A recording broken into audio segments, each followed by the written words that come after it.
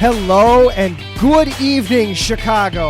Welcome back to another episode of Chi-Town Weekly here on IE Sports Radio. What a week! When last we talked, baseball was dead. The Bears still had Khalil Eddie Goldman, and nothing had me, worried or worked up or anything like that. And then we've got Selection Sunday on top of it. All kinds of craziness, a ton to try and cram in and fit into 1 week and one episode to recap it all. But we will do just that here tonight on the show. Selection Sunday. What did the committee get wrong? What did the committee get right? Who's going to win this whole thing? How should you fill out your bracket? We will discuss that. The Bears moves forwards, backwards, sideways, all kinds of things there to discuss. And then there is baseball. There is MLB. We've got actual, legitimate, fun things to talk about there in MLB. We will be discussing that. Are the Cubs going to be worth anything? Are the White Sox going to sign players that aren't hurt? All kinds of fun questions and topics. And then if we've got time, the Bulls are still playing. They're playing out in Sacramento tonight. We'll try to fit in a little bit of Bulls talk before we get out of here too. All that and more. Buckle on up. This is going to be a wild ride to Chi-Town Weekly. Let's go.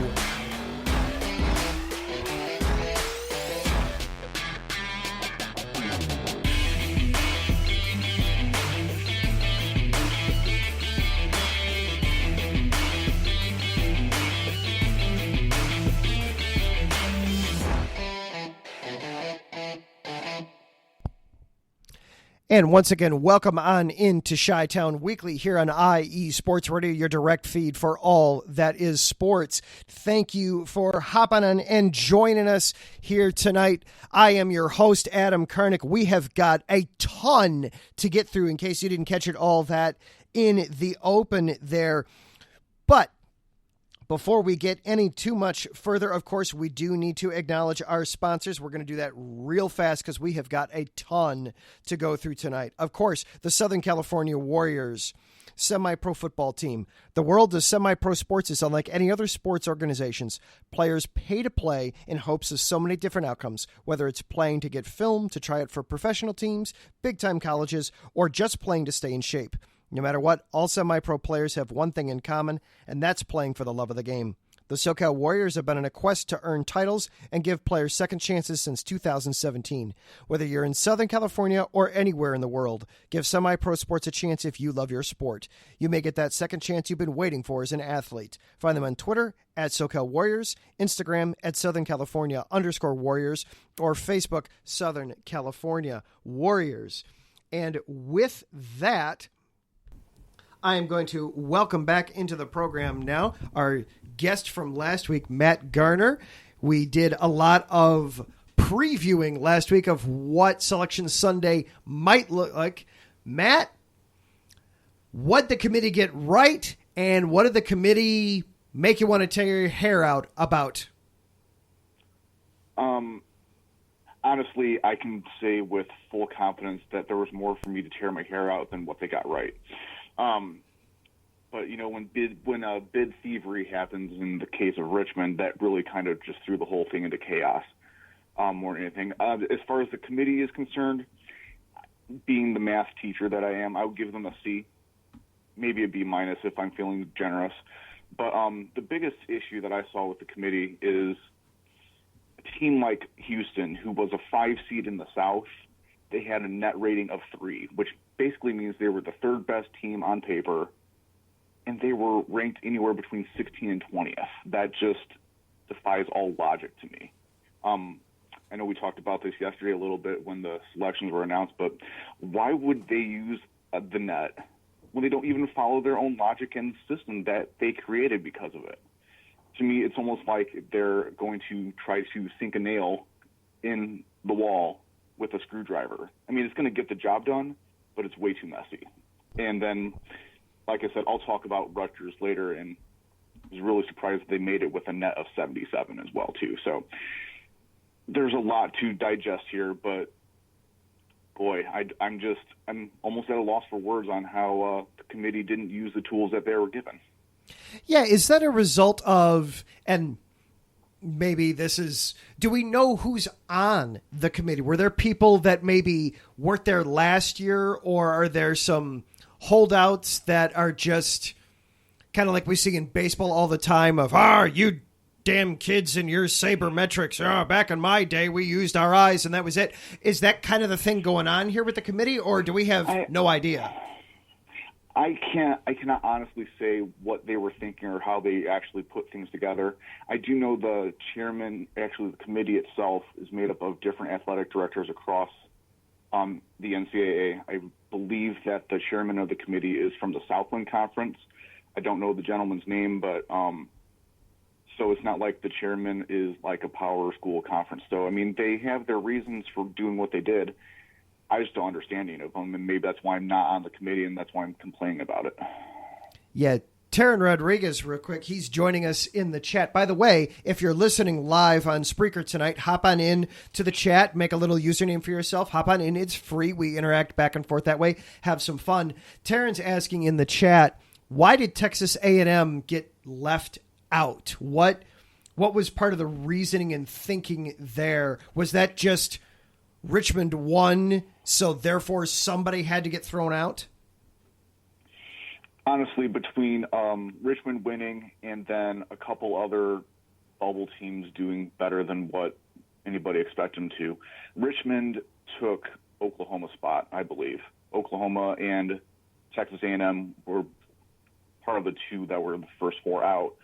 In Texas A&M's case, they had a lot of quad 3 and 4 games. They had 15 of them. They also lost 2 of them. So, I mean, those 2 bad losses might have kept them out. Also shows that their strength of schedule probably wasn't as good as what they needed it to be. But I was kind of surprised that Texas A&M didn't get in. They were coming in hot. Same with Oklahoma. Oklahoma took out Baylor in the Big 12 tournament. They had a net of 40. They only had 1 quad 3 and 4 loss. They had 15 quad 1 and 2 wins, which means they're beating a lot of the other tournament teams as well, too. So I was really surprised Oklahoma and Texas A&M didn't make it, given their record. But it must be a strength of schedule thing in the eyes of the committee at this point.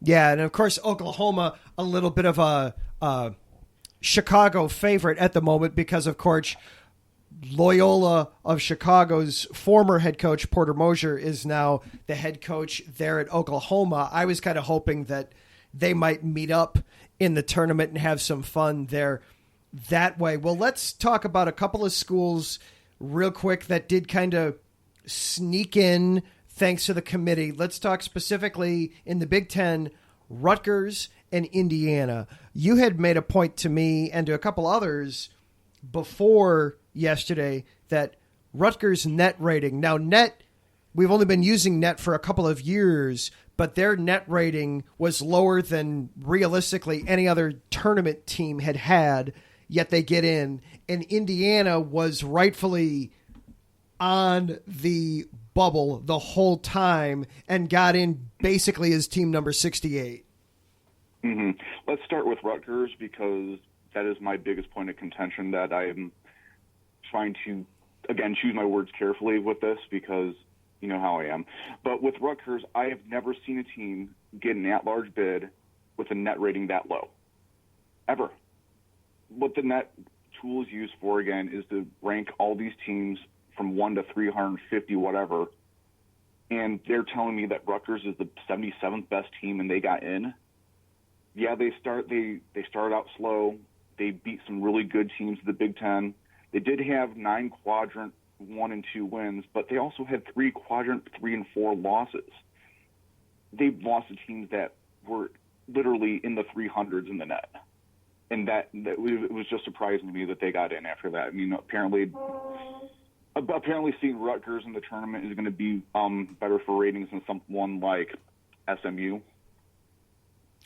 Yeah, it surprises me though there because you talk about the wins. Rutgers had 9 quad 1 wins, but Oklahoma had 15 quad 1 and 2 wins, and they didn't have those ugly, embarrassing losses. Like, they didn't have a loss to a D2 school on their schedule, and Rutgers had one of those, correct?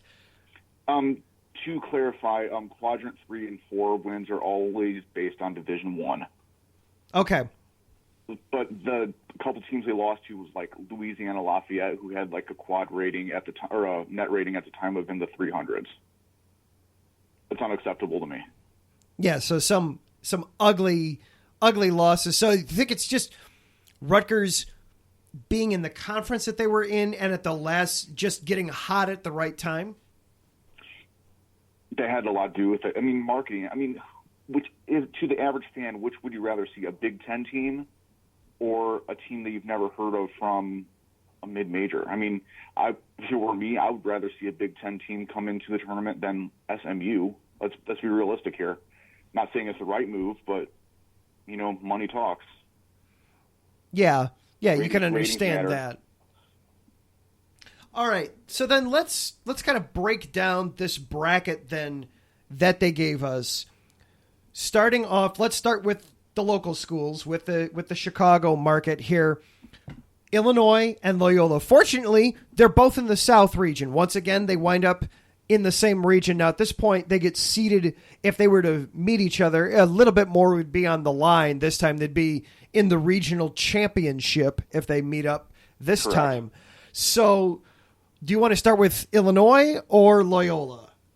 Let's do Illinois, mostly because I have more information on them, and my confidence in them to go farther is much higher.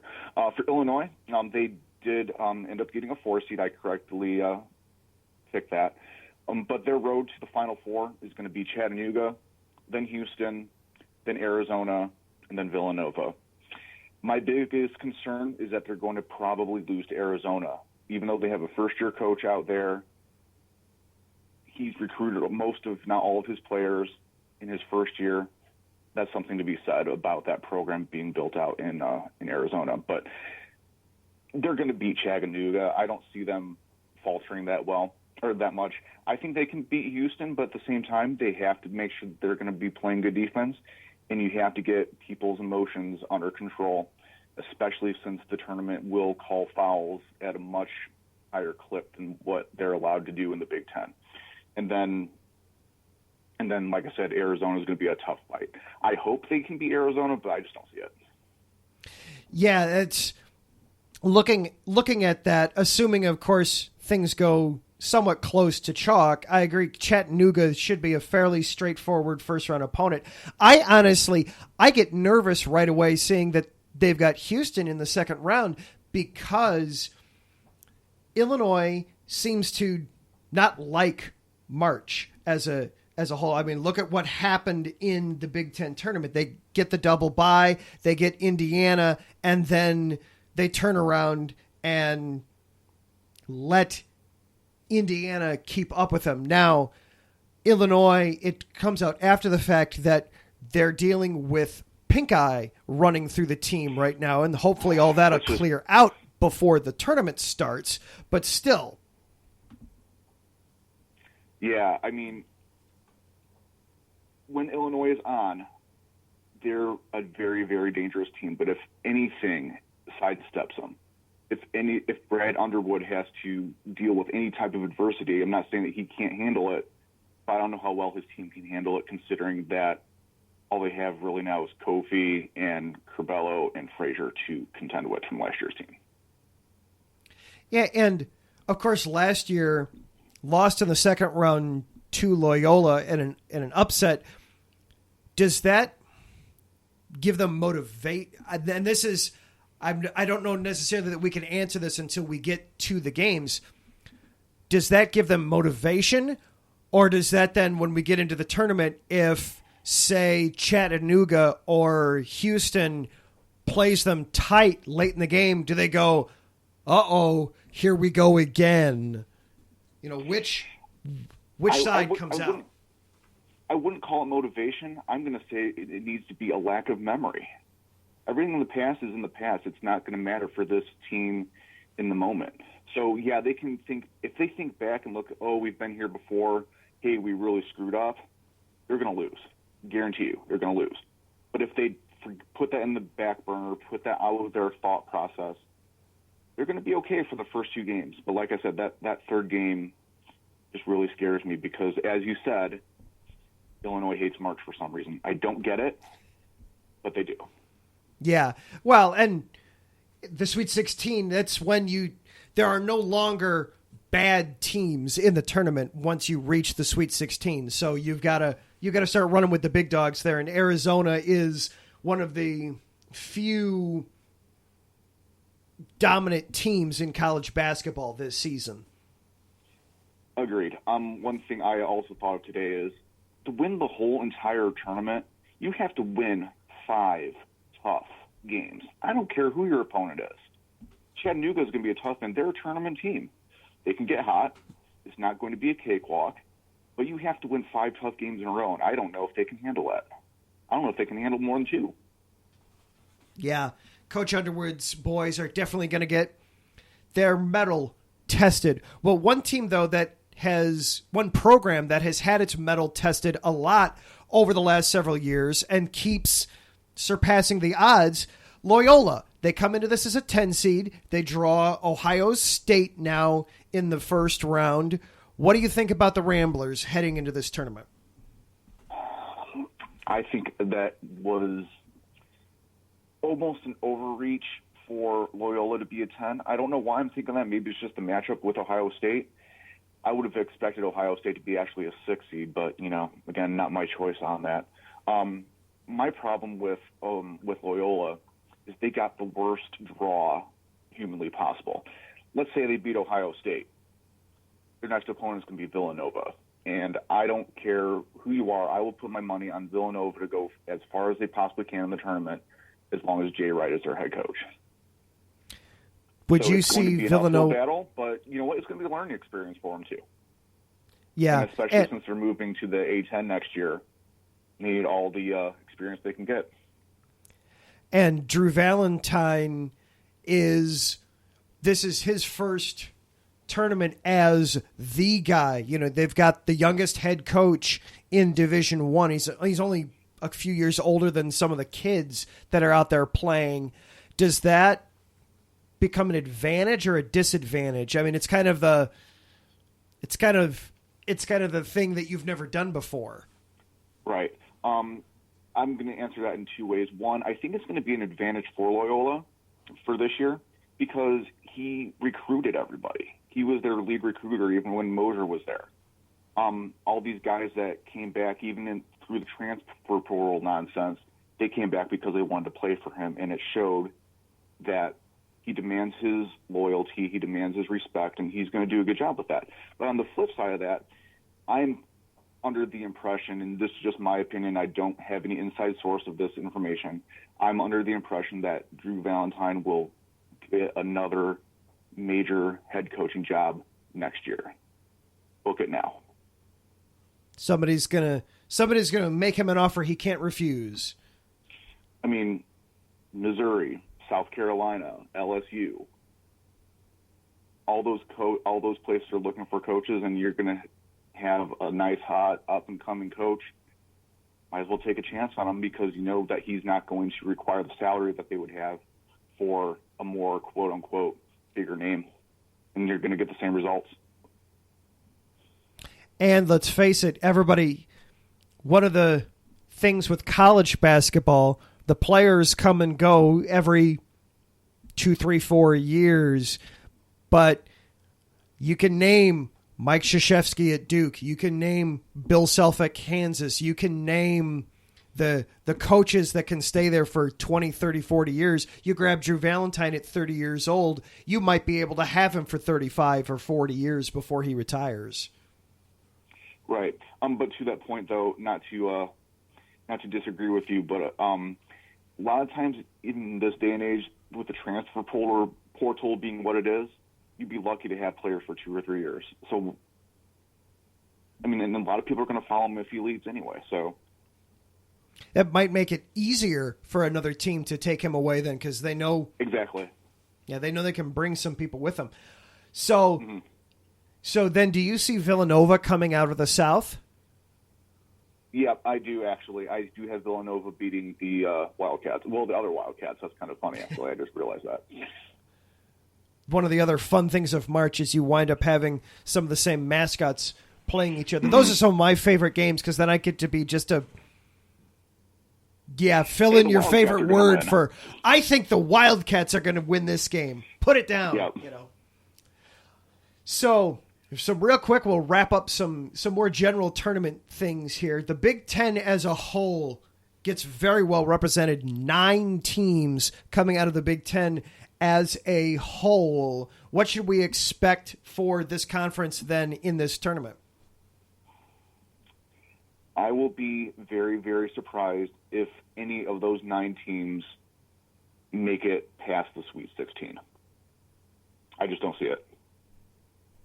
Just not the overall depth, or just how the seeding's played out. I mean, Duke as a 2 is kind of ridiculous, honestly. They had that planned in a long time ago, I think, but that's another gripe about the committee because you don't want Coach K to go out with a lower seed than that. But that's just my opinion, which Michigan State's going to have to play in the second round anyway. But the only 2 Big Ten schools that I have a chance of actually advancing, maybe Wisconsin. I think they could beat Auburn, potentially. And then not Purdue. Purdue showed me a lot yesterday about what's wrong with them. Michigan's not going to make it past the first round anyway. I'm kind of rooting against that anyway with all that. The Juwan Howard slappers? Yes, exactly. I mean, so yeah, Wisconsin and possibly, I don't even know, maybe Wisconsin might have the only chance to get out of the Sweet 16. I just don't see it otherwise. But probably Elite 8 at the furthest for them? Yeah, absolutely. So for those who feel that it's, everybody's all for the Big Ten and the Big Ten, they've got good schools, but they beat the heck out of each other and don't have the top-end talent. And a lot of times, and again, not trying to belittle anybody, their coaching style is perfect for the Big Ten, but when it comes to a national tournament, it's almost like they just don't game plan as well as they should against any opponent. I mean, look at Purdue and the fact of how many turnovers they had yesterday. Look at how they don't ever play defense. Look how many missed free throws they have. And that's reminiscent of every team in the league. I mean, Iowa is one of the best offensive teams in the country. They can't play defense. Yeah, they can put over 100 on Northwestern, but No, with their bracket, with their line, I just don't see it. I mean, they're going to beat Richmond. They're probably going to beat Providence. But I don't see them getting past Kansas. Absolutely not. Kansas is too good and too strong. So who do you have then, Matt, as your? Coached. Oh, I'm sorry. I said, and Kansas is very well coached too. Yeah. So who do you have then as your Final Four? All right, my Final Four, I only have one number 1 seed, and that's actually Kansas. My other 3 are Duke, unfortunately, as much as I don't like Duke, but you know what? The numbers aren't going to lie. Kentucky is going to be a very dangerous team coming out of that region. I think they're going to beat Baylor in the finals of that region. And then Villanova is my other one. So Villanova, Kentucky, Duke, and Kansas. So 3 2s and a 1. 3 2s and a 1. Lots of twos. Twos wild this year for this tournament. Yeah. And Duke taking out Gonzaga, I'm guessing, in the West region final. I agree with that. I again, you guys know my thoughts on Gonzaga, and if you put them in a real conference, they're not going to do anything anyway. But that bracket was set up nicely for them to make that Elite Eight. Absolutely. Well, and we can go ahead and start the conspiracy theories now that the NCAA is setting up Krzyzewski to have as magical of a send-off in his final tournament as possible. Well, Matt, thank you so much for hopping on and breaking down this bracket with us here tonight. It'll be a lot of fun as the madness gets underway. Thank you much for having me. I really enjoy doing this, and it's just great. I love it. All right. Lots of fun. That is Matt Garner. Follow him on Twitter at MattG53, breaking down all kinds of bracketology for us. We are going to take a quick break. And then on the flip side, the NCAA is the only place for madness in March. The NFL is open for business, and wow, was there a lot of stuff happening. Legal tampering time. Let's go. This is Chi-Town Weekly here on IE Sports Radio, your direct feed for all that is sports. Back right after this.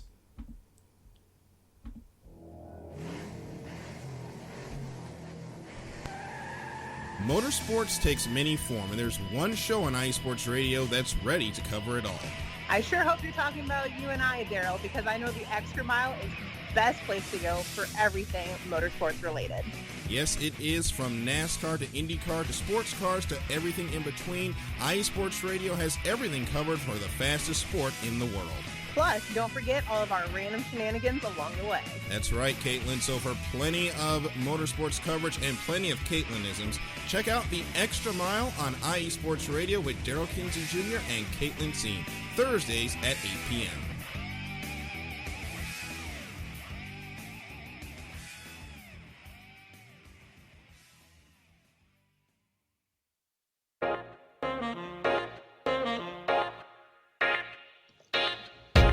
What is going on, everybody?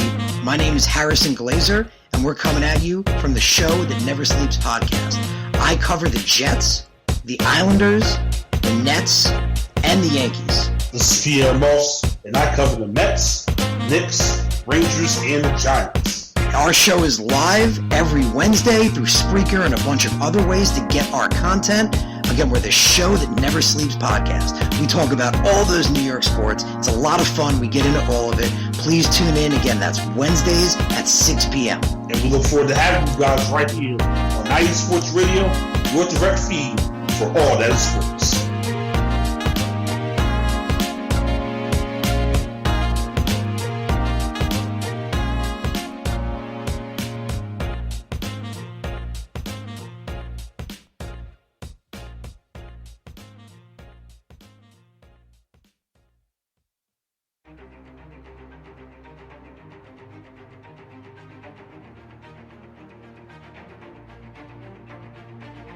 Hey USRN fans, do you have a product or company you're trying to promote?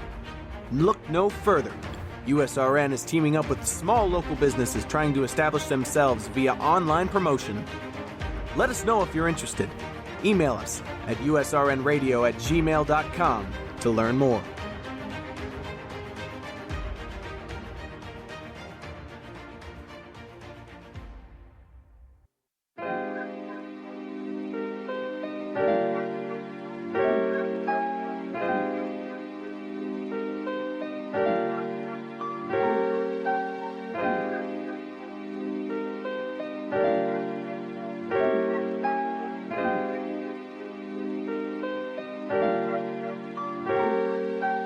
Hello, ladies and gentlemen. My name is Davidson. It's your boy, Tarik. And we are the hosts of Fast Break here on IE Sports Radio, where we discuss everything in the world of basketball from prep to the pros. You guys should definitely check us out, man. Sunday, 8 p.m. Eastern, 5 p.m. Pacific. We got all the basketball information you guys need, so we look forward to you guys listening in. And please do, because we are the best basketball show on this side of the Mississippi. And please do check us out on Twitter at FastBreakISR. D-Lock, where's our time again? 8 p.m. Eastern, 5 p.m. Pacific. That gives you guys plenty of time on a Sunday. Tune in.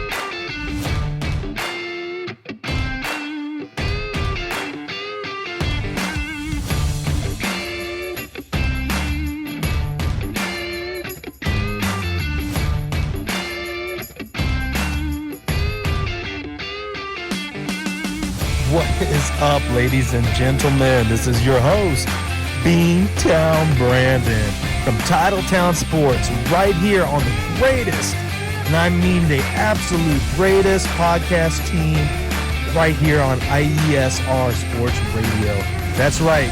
Come join me every Wednesday at 9 p.m. Eastern Standard Time, live from the greatest city on earth, Boston, Massachusetts, here to talk about all things Boston sports. That is right, baby. We get in to talk about some Boston Red Sox, Boston Celtics, Boston Bruins, New England Revolutions, Boston College Eagles, and of course, your host's favorite team of all, the New England Patriots, baby. Woo! That's right. Come join your host, Beantown Brandon, and let's relive all the glory days of the past, all the great championships that we've endured, all the horrible, heartbreaking losses that even yours truly chooses to forget. So you know what? Grab an ice cold Samuel Adams. Come with me to Faneuil Hall as we go pick up that lobster roll we've been craving earlier in the week. Let's get some clam chowder, warm ourselves up to some Titletown Sports. Any way you like it, we're going to have a blast. So you know what to do. Join your host, Beantown Brandon, every Wednesday at 9 p.m. Eastern Standard Time, coming at you from the home and the heartland of Boston, Massachusetts, to represent your New England and Boston sports. Weekly, right here on Titletown Sports, IE Sports Radio, your direct feed for all that is Boston sports. See you there.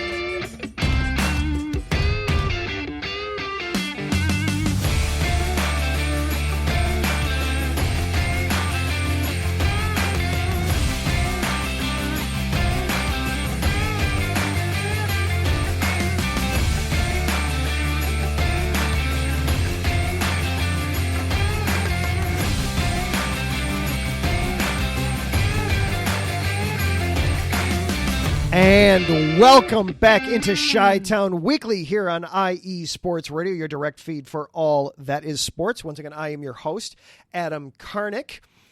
Well, Matt Garner had so much fun breaking down college hoops in that first segment, he decided to stick around to talk some Bears and NFL and all kinds of other stuff too. But before we get into it, I do want to point out that we do have our annual NFL Draft Challenge coming up. The 2022 NFL Draft is right around the corner. IE Sports Radio is excited to announce its third annual Mock Draft Challenge. The rules are simple.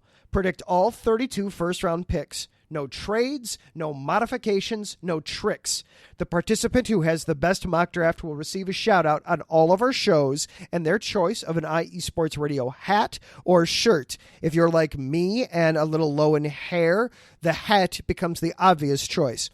For more information or to submit your mock, please reach out to Mike Pat, host of Let's Whine About Sports on Sunday nights, at Let's Whine _IESR, and good luck.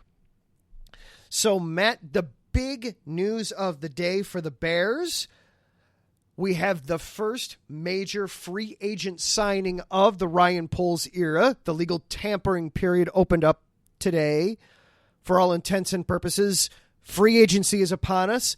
Larry Ogunjobi, formerly of the Cincinnati Bengals, a three-technique defensive tackle, a 3-year, $40 million deal with $23 million in guaranteed money. He had 7 sacks a year ago for Cincinnati. He got hurt in the wild card game against the Raiders. Matt Eberflus has his Tommy Harris. Oh, and I forget to click the button to unmute your mic there. Sorry about that. That's okay. I said there's a name I haven't heard for a long time. Yeah. Well, Tommy Harris. I had to go with the first 3 technique that popped into my head, and he was the best one that they had. So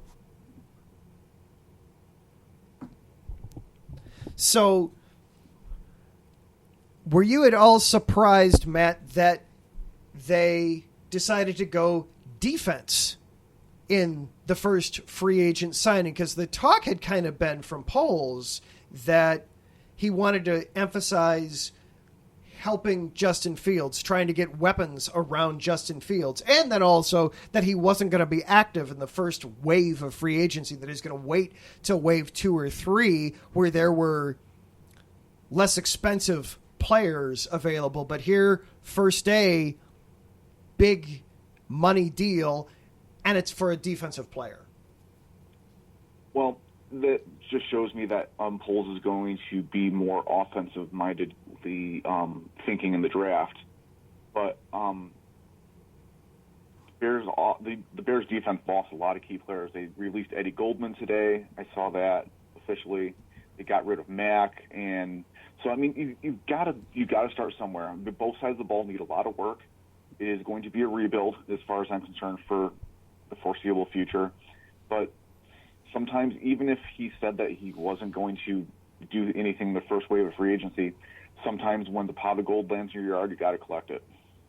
Yeah, and I also, let's face it, when you're a general manager, Theo, we're both Cubs fans. Theo Epstein did such a good job of always explaining this to everybody that, look, sometimes I just have to lie to you, that I have to, I don't want to lie, but I can't give you a straight answer to something. And I think some of that's what Ryan Poles did by saying they were going to focus on wave 2 or 3. He might still very well do that, but there was a player there that fit an obvious need. To me, the two biggest holes for this defense were going to be that 3 technique, because that's not anything they had in the prior 3-4 front. And then you need that Mike Brown ball hawking safety. I'd love for somehow Eddie Jackson to become that again, if for no other reason than it solves a problem without spending any new money. But also, we saw so much of him from the first 2 years that looked like Mike Brown. I'd love for that to get rekindled again. Yeah, when you said the name Eddie Jackson, I literally cringed. I don't blame you, because he's been awful. Mm-hmm. But I hope he can turn it around, because if he turns it around, good for him, first of all, and second of all, good for the Bears to not give up on him. But he worries me.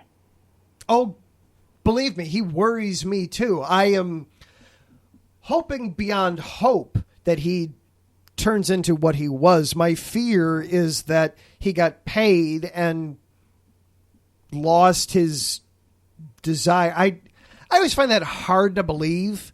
I mean, I understand that you make your bones, you're naturally going to back off a little bit, but these guys, athletes are all A-type personalities. As soon as they get beat, the paycheck kind of goes out the window, and it's, I got to get you because you got me last time. At the same token, though, that money changes people. It can. Oh, yeah. It absolutely can. I hope it's not as simple as that for Eddie Jackson, but that's always my fear with him. The other crazy thing that's been happening in free agency here as we get into the legal tampering period, whatever the NFL wants to call it, wide receivers have been getting obscene amounts of money. Christian Kirk, $84 million today. Devontae Adams, of course, with his franchise tag from the Packers, which he's supposedly not wanting to play under it. Let the Packers figure out how all that's going to work. Allen Robinson is still there. Any interest in him as a Bear again? Quite frankly, that's going to be a hard no from me. He gave up on that Bears team last year in the last few games. Where was he? Darnell Mooney came out and he actually was competitive, worked hard for his role, and Darnell Mooney is going to be a number 1 wide receiver now. But Allen Robinson, where was he? Even when he was healthy, he didn't do much of anything, and he didn't ever try to make the people around him better. So hard pass, absolutely not. And there's a reason why he's still on the market.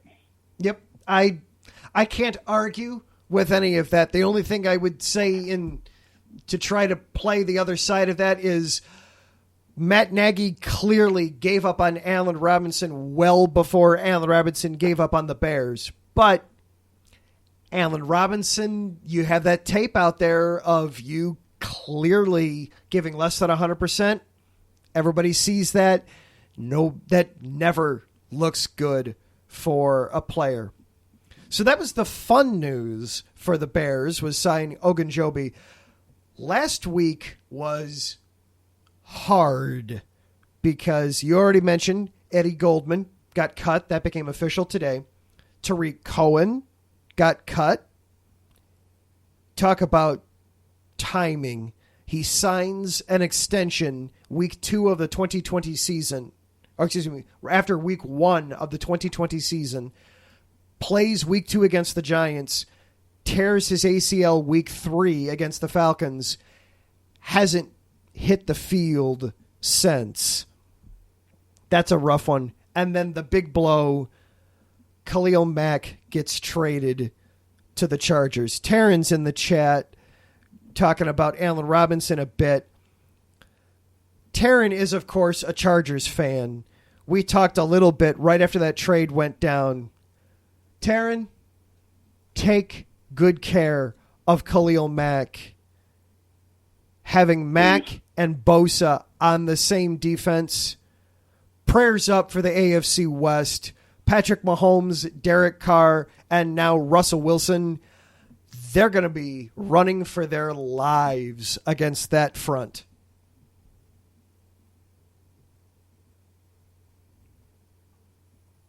Yeah, no, please take care of him. As much as I loved having Mack on the Bears, when polls came in and said that things were going to start to rebuild, you might as well get the best out that you can of players like Khalil Mack. They probably weren't going to re-sign him for the money that Mack would offer. They got a decent amount in return, from what I understand. So I'm not happy to see him go, but at the same time, we got a future to build. Yeah, I was not surprised to see Mack go, to see him get traded. I had talked last week that there were realistically 3 players that the Bears could move and get anything of value. Mack was one of them. I was stunned to see what they got back. To get a second-round pick this year, the Chargers' 49th overall, and then a 6th round in the 2023 draft. I was stunned. I mean, a future 6th, that's nothing. That is functionally equivalent to a 7th-round pick this year. That's chump change. That is Ryan Poles was... How I envision that going down in my head is Ryan Poles, they had him on the phone, and at the last second he said, wait a minute, this is the first trade I've ever made. If it comes back and all I get was a 2nd-round pick, I'm going to get killed by the media here in town. Throw me a bone. You got to give me something, anything, just so that I can say I got 2 picks. And they said, okay, we'll give you a future 6th. Great. I'll take it. I can say I got 2 picks for Khalil Mack as my first trade. That's hard for me. But you look, because the comp for me was always the Von Miller trade, that Von Miller, who's older, was worth 2 twos everywhere to the Los Angeles Rams. But then it got pointed out, well, the Broncos ate almost all of that money. 90% of his salary was retained by Denver. Basically, Von Miller got paid by the Denver Broncos to go win a Super Bowl with the Los Angeles Rams. And the Bears didn't do that. The Chargers took on all of Mack's salary. Yep. And with the Rams giving them those 2nd-round picks, that was a win-now move, especially since Denver ate all of their salary. They could mortgage their future for a Super Bowl. I do it. I get it. Yeah, I mean, heck, they don't have any first-round picks till 2030, I think, at this point. What's a couple of twos at this point? It's not that bad, but, it's bad. They're still paying for Matthew Stafford. I think they're still paying for Jared Goff. I almost called him Jason Goff. That's a radio host in Chicago. I hope they're not paying for him. I'd much rather have Jason Goff than Jared Goff. I would too, frankly. Great Bulls analyst. I don't know how his arm is though for throwing. Anyway, Oh boy. Oh boy, yeah. This is usually what happens on Tuesday nights when I'm talking hockey with Zach, but I'm just as capable of getting the show off the rails as he is, apparently. Anyhow, but yeah, the Rams, like you said, that was a win right now in the moment move. When you're making a move in the off season, there's not that urgency of, hey, we're literally 8 games away from winning the Super Bowl. You've got the entire season to go. Taryn is chiming in. The Chargers will definitely take care of Khalil Mack and all their players as best they can. Fully healthy, the Chargers are a threat. The AFC West is certainly interesting. I mean, the big news was Russell Wilson getting traded out of Seattle into Denver, which, by the way, if you missed yesterday, our Seattle show, Northwest Territory, did an excellent open letter both to Russell Wilson and to Pete Carroll. Just poured his heart out on those moves. It was fantastic. I want to give a shout out to them for that. They did a terrific job. But yeah, that AFC West is insane now. In some ways, this to me felt like a reactionary move by the Chargers. Oh man, we've got to be able to get it at the other team's quarterbacks, because every time there's a divisional game, we're going up against a legit NFL quarterback now. It's going to be one of those situations I'm afraid, well, not afraid, but I'm thinking that they're just going to beat each other up in that division. So that division winner might be closer to 500 than you would really want or think. Oh, yeah. Yeah, they could be 9-8 now. Yeah, because it's 17. Yep. I can't talk about the 17 games I made it a whole season. I got to just move past it. I know 18 is coming. At this point, I want it, if for no other reason than it's an even number. But yeah, to have the division champ, that might be 9-8 or 10-7 when all is said and done, just because they'll be beating up on each other like nobody's business throughout the regular season. But They're going to have to make. I'm sorry. I was just going to bring it back to Mac. I was very surprised to see that that's all the market could bear for him, was a second and a future sixth, which is basically a 5-cent pick. Nothing much. Makes me think that there's no way now that they're going to trade Robert Quinn, because you wouldn't get anything for him. You'd probably at best get a fourth for him. Yeah, who knows at this point? To be fair though, Ryan Poles was kind of given a rough deal, not a rough deal, but he was given a rough start with the previous regime and all the mess they made. So he's putting out fires everywhere, however he can. And sometimes you are very limited on what your resources are and what you can get back out of them. Yeah, and when people know too that you're shopping somebody, instantly the price comes down, because this isn't I'm going looking to get this player. It's, oh, you're looking to give me somebody? Oh, well, then I'm not paying full price for him. You're going to give me a discount, right? So it's like shopping at a scratch and dent sale for like appliances. It still works, but you're not going to pay full price. Yep. Exactly. Supply and demand. Yep. But I fully expect Mack. I've seen. You could tell that something was in the works because the Bears media machine, if you will, there was a lot of stuff going on with fans about how all of a sudden Mack was this terrible player. Oh, God, they'll be so better off without him. Oh, he only had 6 sacks last season. Oh, he didn't, after 2018, he was no good. He was getting triple teamed. Who's going to get a sack when they're getting triple teamed? And triple held. And triple held, and nobody else on the defense. Leonard Floyd never turned in anything.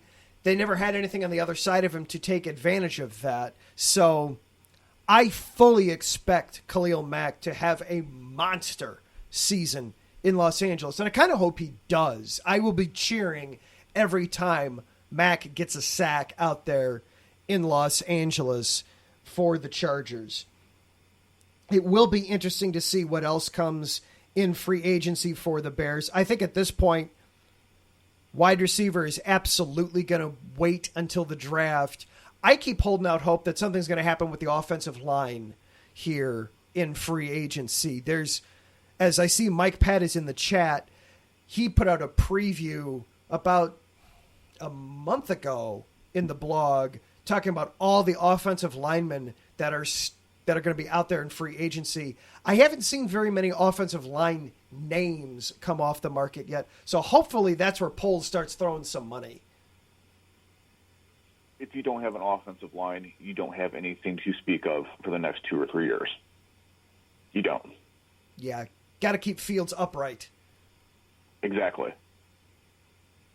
And Poles is a former offensive lineman himself, so that'll be a passion project for him to fix the Bears' offensive line. Yeah, if he knows that position so well and he makes the right moves, awesome. But if he flubs us up like Pace flubbed everything out in the previous regime, he's gonna get into some serious trouble with the media and with the fan base here in Chicago. One last thought on the Bears real quick, and then I do want to talk about some baseball since we have baseball to talk about and not lockout for the first time in 3 months. Matt, what did you think of Tevin Jenkins last season, the little bit that we got to see of him? Honestly, with Jenkins and stuff and people like him, I just didn't see enough of him, honestly. I mean, he was the only person to pick up Fields after he got sacked so many times. He was the only person that was standing up and literally fighting for his team, especially in the last couple games of the season. I just don't think he's ready to actually be an offensive lineman. He needs to develop, but with a new coaching staff in place and having a GM who also knows the position, he's gonna make some strides. But I just didn't see enough of him last year to make a fair assessment on him, honestly. Yeah, and that makes sense because he was hurt for so long and didn't get in until very late, and then Nagy refused to play him the last couple of weeks because Matt Nagy, the little bit that I saw, and admittedly, I was probably looking through rose-colored glasses. In fact, I intentionally went and put on rose-colored glasses and just watched him. I like things that I saw from him. He's very raw. He needs to develop more, absolutely.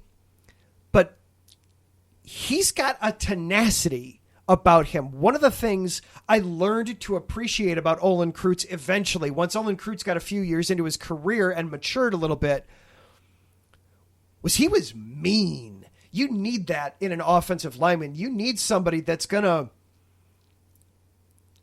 get nasty, that's going to shove somebody into the dirt and not feel bad about it and take pleasure in ruining somebody's day on the other line. And I see that in Jenkins. He's raw. Don't get me wrong. He's very raw, but I'm hopeful for him. I want to plug him into the left tackle spot, leave him be, let him do his thing. But I understand if they decide to shore that up in a different way. He just needs pieces around him. Yeah.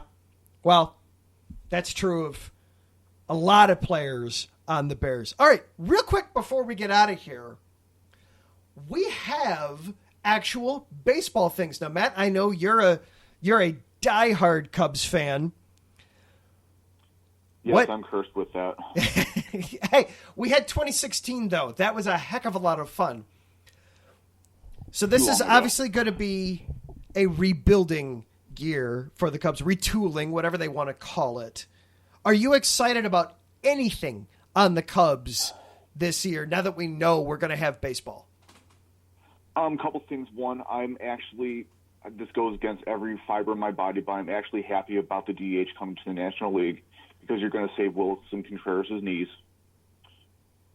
And then also, I'm really excited for Stroman coming over and signing that deal, show up the pitching staff a little bit. And then, honestly, Simmons signing this week, too, for a one-year deal is going to shore up that defense up the middle. So there is some hope. Yes, it's going to be a rebuilding year. I just hope people can get over the fact that Rizzo, Bryant, all those guys aren't coming back. And it's time to move forward with who we have. Yeah, I keep waiting to see who signs Chris Bryant. I know it won't be the Cubs. There's no reason for it to be the Cubs. There's no reason for Chris Bryant to come back to the Cubs. But Chris Bryant, I'd love it if you came back to the Cubs. That would just make my day. Please? Pretty please? They're actually in advanced negotiations with Colorado. All right, that makes sense. He'll hit a home run every third at bat out there. And let's face it, he can play left field out there and survive. Also, when the Rockies are going to probably lose Trevor Story, you need to replace that bat as best as you can, and Bryant fits that mold. Yep, and he's as good, if not better, than Trevor Story. All those things make sense. Oh yeah, Mike. Yeah, Chris Bryant to the Orioles. Yeah. Don't even go there, Mike. Your Orioles are trying. They're still trying to lose. They're trying to figure out how to lose ball games still. Mike, you win best comment of the night. I agree. He even cracked himself up with that. So, all right. Well, we have to get out of here tonight because Taryn Rodriguez is coming up here in just a couple of minutes with Set Point to get us all caught up with everything happening in the world of volleyball. Matt, thank you for sticking around for a couple extra seconds. This was fun. This was a blast. I love it. That is Matt Garner. He was breaking down college hoops, but then stuck around to talk some Bears and a little bit of baseball with us. Once again, thank you to our sponsors, the Southern California Warriors, and to not Background Check. They're no longer a sponsor. No, scratch that. Just Southern California Warriors. Thank you to Larry B. for everything that you do here at the station, for keeping everything up to date. Taryn, Mike, thank you guys for hanging out in the chat room with us. Taryn is going to be talking some men's volleyball, including the Loyola Ramblers, so be sure to stick around for that coming up next. Matt, thank you again for being a guest and sticking around for the whole show tonight. For IE Sports Radio, I am Adam Karnick. Thank you so much for sticking around and listening to everything tonight, whether it was live or you catch it later on in the week as a podcast. Just thank you for being here throughout the show. I really do appreciate it. Next week, we'll be breaking down some tournament madness. We'll see if either Illinois or Loyola are yet alive. We will be talking some more Bulls. They're playing the Sacramento Kings later tonight. We'll see what kind of stuff they're going on and just how real they might be.